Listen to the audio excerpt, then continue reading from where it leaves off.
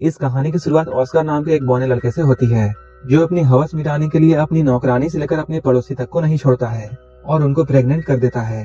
ये कहानी ऑस्कर के कारनामों से भरी हुई है। तो चलिए देखते हैं ऑस्कर और क्या क्या कारनामे करता है। इस मूवी का नाम है टिन ड्रम, जिसे 1979 में रिलीज किया गया था।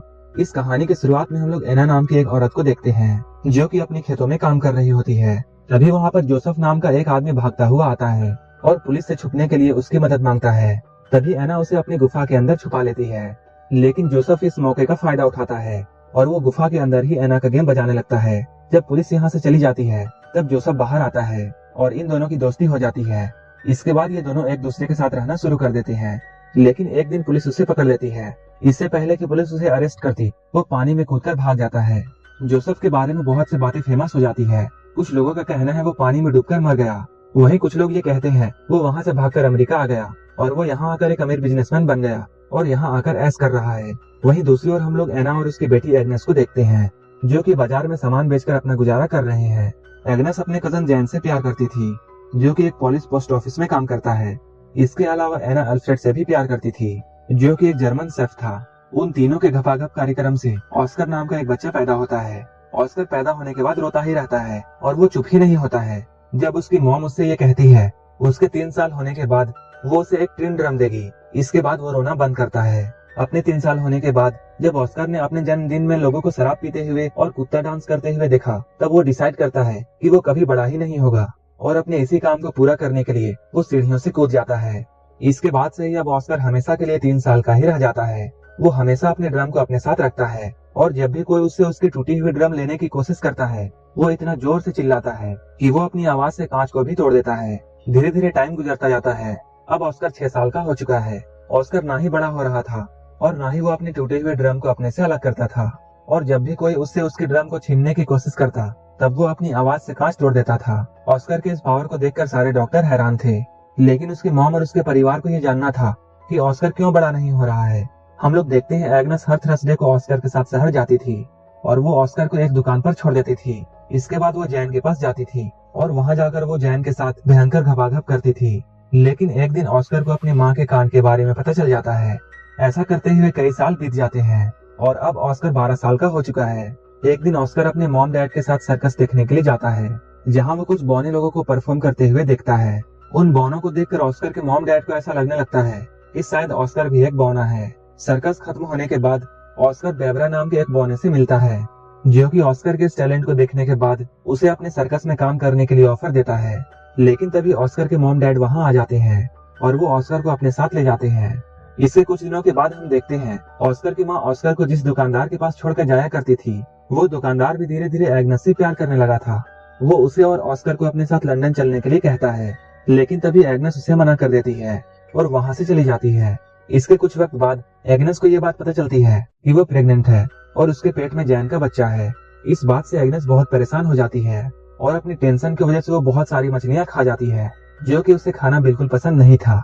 वहीं उसके पति अल्फ्रेड को इस बात से कोई भी फर्क नहीं पड़ता है कि एग्नेस के पेट में किसका बच्चा है, और वो एग्नेस को सिर्फ खुश देखना चाहता था। लेकिन ऑस्कर के पैदा होने के बाद एग्नेस को कभी भी खुशी नहीं हुई, इसलिए वो अपने इस बच्चे को पैदा करना नहीं चाहती है और बहुत ज्यादा मछलियाँ खाने की वजह से उसे फूड पॉइजनिंग हो जाती है और उसकी मौत हो जाती है।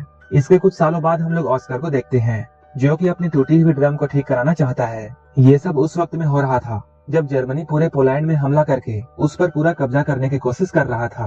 वहीं पोस्ट ऑफिस में भी पुलिस लोग जर्मनियों पर हमला करने की तैयारी कर रहे थे। तभी अचानक जर्मन्स का उन पर हमला हो जाता है। इस हमले में बहुत से लोग मारे जाते हैं, जिनमें से एक जैन भी था। ऑस्कर इस हमले से किसी तरह बच जाता है और वो यहाँ से भाग जाता है। इसके कुछ दिनों बाद हम लोग देखते हैं अल्फ्रेड एक 16 साल की लड़की जिसका नाम मारिया है, उसे अपने दुकान में काम करने के लिए रखता है। मारिया दुकान के साथ साथ ऑस्कर का भी ध्यान रखती थी। धीरे धीरे ऑस्कर को मारिया से प्यार होने लगता है। ऑस्कर की उम्र भी मारिया जितनी ही थी, लेकिन मारिया को इस बात पर यकीन नहीं था और वो ऑस्कर को अभी भी बच्चा मानती थी। जब एक रात अल्फ्रेड किसी काम से शहर से बाहर जाता है, तब वो मारिया के बेड के पास जाता है और वो एक चूहे की तरह उसके कंबल में घुस जाता है और घपाघप करने लगता है। मारिया को भी ऐसा करने में अच्छा लगता है, इसलिए वो ऑस्कर को नहीं रोकती है।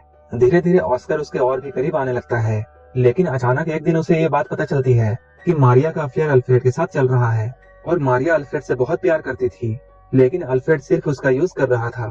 मारिया इस बात से बहुत ज्यादा दुखी होती है और वो रोने लगती है। इस मौके का फायदा उठाकर ऑस्कर उसके पास आता है और उसे संभालने की सोचता है, लेकिन मारिया को बहुत गुस्सा आता है और वो ऑस्कर को बौना कहकर उसके पिछवाड़े पर लात मारती है। कुछ महीनों बाद हम लोग ये देखते हैं कि मारिया अल्फ्रेड के बच्चे की मां बनने वाली थी और ऑस्कर उस बच्चे को मारना चाहता था, लेकिन मारिया ऐसा होने नहीं देती है। कुछ दिनों बाद मारिया एक लड़के को जन्म देती है। उस बच्चे को पाकर सभी लोग बहुत खुश होते हैं, लेकिन ऑस्कर ये सब देखकर बिल्कुल भी खुश नहीं था, क्योंकि उसे ऐसा लगता था जैसे वो बच्चा उसी का है। वहीं दूसरी ओर हम लोग ऑस्कर के दोस्त बैबरा को देखते हैं, जो कि वर्ल्ड वॉर 2 के दौरान नाजी आर्मी में एक बड़ी पोस्ट पर काम कर रहा था।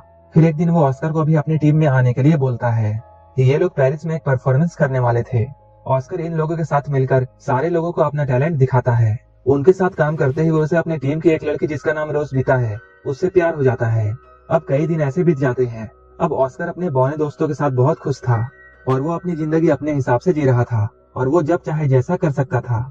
लेकिन एक दिन अचानक अमेरिकन का वहाँ हमला हो जाता है। ऑस्कर की गर्लफ्रेंड रोजबीता इस हमले में मारी जाती है। उस हादसे के बाद ऑस्कर अपने घर वापस आ जाता है। यहाँ आकर वो मारिया के 3 साल के बेटे को एक वैसा ही ड्रम गिफ्ट करता है जैसा कि उसे अपने 3 साल की उम्र में मिला था। लेकिन मारिया ऑस्कर के यहाँ आने से बिल्कुल भी खुश नहीं थी, लेकिन अल्फ्रेड अपने बेटे के यहाँ आने से बहुत खुश था। अल्फ्रेड अपने बेटे को उन लोगों से छुपा कर रखता है जो कि ऑस्कर को हॉस्पिटल ले जाकर उसका इलाज करना चाहते थे, क्योंकि अल्फ्रेड को ऐसा कभी नहीं लगता था कि ऑस्कर आम लोगों से अलग है। शहर की हालत धीरे धीरे बिगड़ने लगती है। इसके बाद डर के मारे अल्फ्रेड अपने पड़ोसी लीना और अपने बेटे ऑस्कर को बेसमेंट में छुपा कर रखता है। इसके साथ अल्फ्रेड को अपने नाजी होने की बात भी छुपानी पड़ती थी, लेकिन अचानक एक दिन रशियन सिपाही उनके घर पर घुस जाते हैं और वो अल्फ्रेड के सामने ही लीना के साथ जबरदस्ती करने लगते हैं। वहीं अल्फ्रेड को नाजी सिपाही होने की बात छुपाने के लिए ऑस्कर उसे एक चीन देता है जिस पर नाजी होने की बात लिखी हुई थी। तभी अल्फ्रेड उस चीन को निगल लेता है, लेकिन वो चीज जाकर अल्फ्रेड के गले में फंस जाती है और उसकी मौत यहीं पर हो जाती है। अगली सुबह मारियस नाम का एक आदमी अल्फ्रेड की दुकान पर आता है और अब वो उस दुकान का नया मालिक था। दुकान को अपने कब्जे में करने के बाद मारियल अल्फ्रेड का फ्यूनरल कर देता है, क्योंकि उसने हाल ही में अपनी पत्नी और बच्चों को खोया था और वो जानता था किसी अपने को खोना कैसा लगता है। अल्फ्रेड के मरने के बाद ऑस्कर को भी ये बात समझ में आ जाती है कि अब उसका इस दुनिया में कोई नहीं है।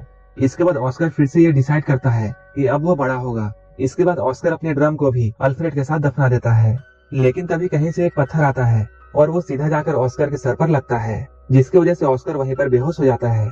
यहीं पर एक आदमी इन लोगों को बताता है कि ऑस्कर अब बड़ा होने लगा है। मूवी के लास्ट सीन में हम लोग ये देखते हैं एना को छोड़कर बाकी सारे लोग इस शहर को छोड़कर जा रहे हैं, जहां ऑस्कर को पता चलता है कि उसका चिल्लाने की शक्ति अब जा चुकी है।